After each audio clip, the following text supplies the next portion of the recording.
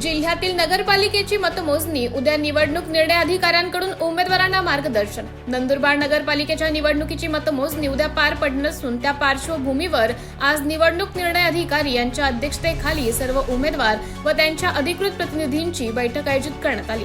या बैठकीत मतमोजणी प्रक्रियेबाबत सविस्तर मार्गदर्शन करण्यात आले.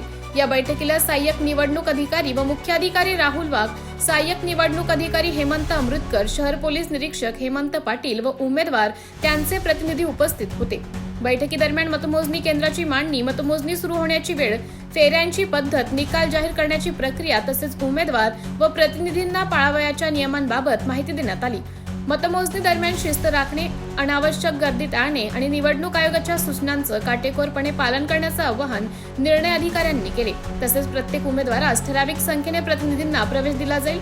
ओळखपत्र बाळगणे बंधनकारक राहील. मोबाईल फोन व इलेक्ट्रॉनिक उपकरणांवर निर्बंध राहणार असल्याचं स्पष्ट करण्यात आले. मतमोजणी प्रक्रियेत पारदर्शकता राखण्यासाठी सर्व जबाबदारी घेण्यात आली असून कोणत्याही गैरप्रकाराची तक्रार असल्यास तात्काळ निर्णय अधिकाऱ्यांकडे नोंदवावी असं सांगण्यात आले.